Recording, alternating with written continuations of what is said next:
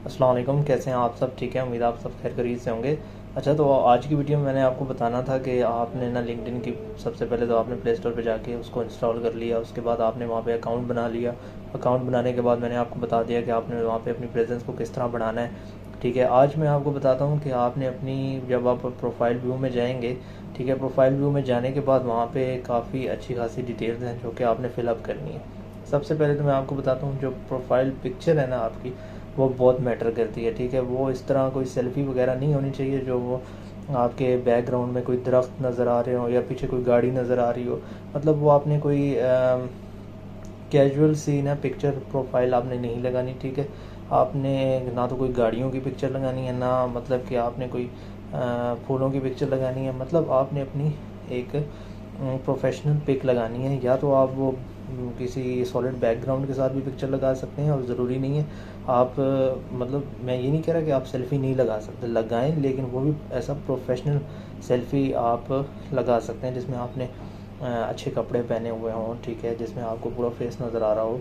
तो एक professional way में मेरा कहने का मकसद ये है कि आपकी जो भी प्रोफाइल बने ना, कोई भी प्रोफाइल पे है तो उसे लगे कि यार आप सीरियस हैं अपने कैरियर के साथ। ठीक है, तो उसके लिए एक प्रोफाइल पिक्चर का सूटेबल होना आपकी प्रोफाइल के लिए वो बहुत ज़रूरी है। ठीक है, प्रोफाइल पिक्चर आपने लगा ली, और लाजमी लगानी है। बहुत सी प्रोफाइल्स मैं देखता हूँ उनकी प्रोफाइल पिक्चर ही नहीं लगी होती। तो प्रोफाइल पिक्चर लगाना बहुत ज़रूरी है। ठीक है, आपने सबसे पहले प्रोफाइल पिक्चर लगा लेनी है। उसके बाद आपने ना अपने एक दूसरे सेक्शन में आना है जहाँ पे आप अपना नाम लिखेंगे।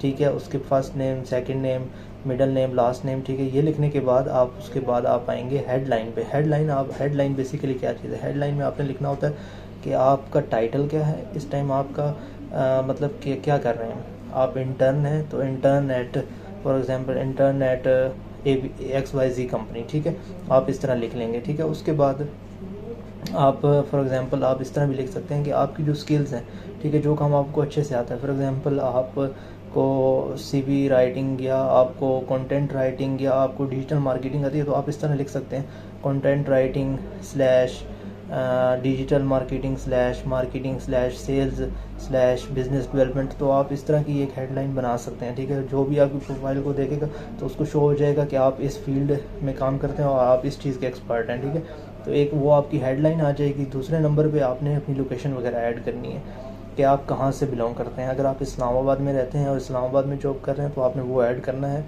उसके बाद आपने, अगर आपकी कोई वेबसाइट है, अगर आपने अगर आपका यूट्यूब चैनल है, तो एंड के ऊपर वेबसाइट का बॉक्स होगा, उसके अंदर आपने लिंक ऐड कर देना है और इस सेक्शन को आपने सेव कर देना है। ठीक है, उसके बाद आगे हम आएंगे, मैंने ओपन भी की हुई है लैपटॉप पे।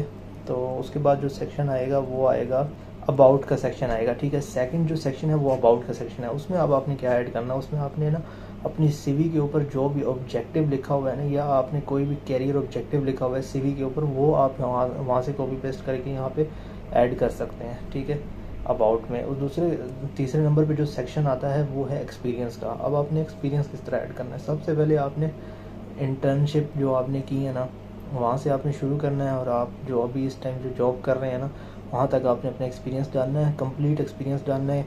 आपने फॉर एग्जांपल किसी कंपनी में इंटर्नशिप की, उस कंपनी का नाम और उसमें आपका क्या टाइटल था वो लिखना है। उसके बाद आपने वहाँ पे डिस्क्रिप्शन लिखनी है कि आपका क्या क्या वहाँ पे रोल था।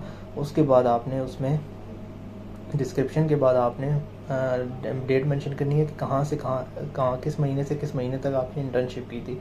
इस तरह इसको आपने सेव कर देना है। इस तरह आपने आगे मूव करना है। फिर कोई अगर इंटर्नशिप की है, वो इसी तरह आपने पैटर्न को फॉलो करके वो जो मालूमात है वो फिल करनी है। उसके बाद आपने जो जॉब आप अभी कर रहे हैं तो उसकी मालूमात से आपने फिल करनी है। उसी पैटर्न को फॉलो करके आप किस कंपनी में काम करते हैं, और आपने किस डेट पर ज्वाइन किया था, और अगर आप अभी भी काम कर रहे हैं तो वहाँ पे आपने टिक कर देना है कि आप स्टिल वर्किंग इस कंपनी में वर्क कर रहे हैं। ठीक है, उस पर आपने क्लिक कर देना है। और इसके बाद आपने डिस्क्रिप्शन ऐड करना। डिस्क्रिप्शन बहुत ज़रूरी होती है, ये चीज़ें आपने ऐड करनी होती है। ठीक है, लिंक्डइन के ऊपर जो जितनी भी वो चीज़ें मांगते हैं ना, वो कोई भी चीज़ फजूल नहीं है। ठीक है, वो आपने फिल करनी ही करनी है। ये लाजमी है कि आपने उन जो चीज़ें वो आपसे मांग रहे हैं आप वो उसे दें। ठीक है, उसके बाद आपने उसको सेव कर देना है। ठीक है, इसके बाद आप आएंगे एजुकेशन सेक्शन में। आपने करना ये है कि आपने सबसे पहले मैट्रिक कहाँ से किया वो आपने ऐड करना है, ठीक है। स्कूल का नाम डाल देना है, उसके बाद मैट्रिक साइंस के साथ की है, आर्ट के साथ की है, वो आपने लिख देना है।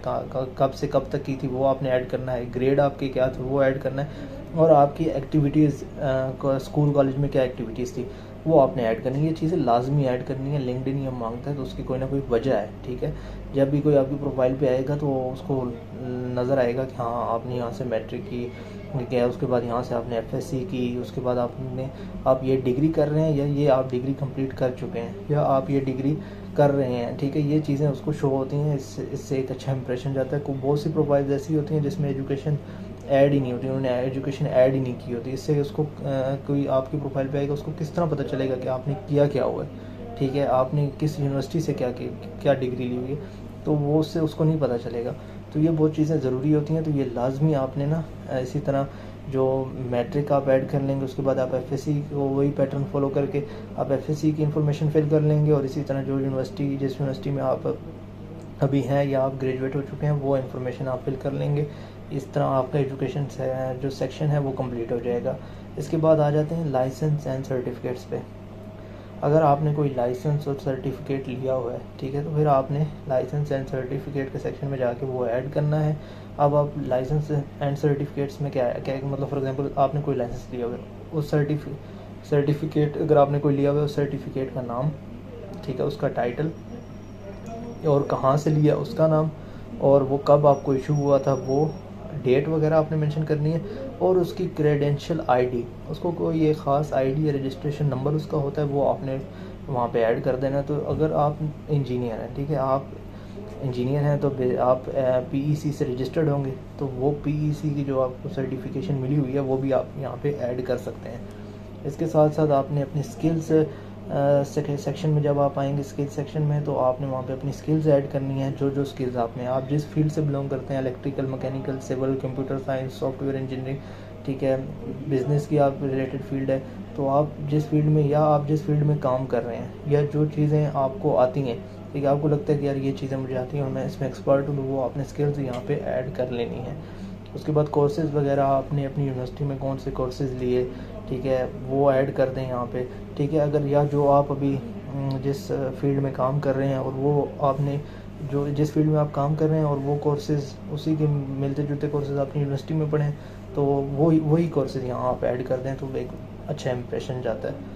और अगर आपने यूनिवर्सिटी में कोई ना कोई प्रोजेक्ट किया होगा तो प्रोजेक्ट सेक्शन में आपने उस प्रोजेक्ट का नाम और वो किस ड्यूरेशन में आपने किया था, और उसके बाद उस प्रोजेक्ट का अगर कोई वेबसाइट है आपकी, अगर या आपके पास कोई उसका यूट्यूब पे आप उसकी प्रेजेंस है तो आप वो उसका लिंक ऐड कर सकते हैं, ठीक है। और उसके बाद उसमें प्रोजेक्ट की डिस्क्रिप्शन सेक्शन में आपने उसकी सारी डिस्क्रिप्शन ऐड कर देनी है।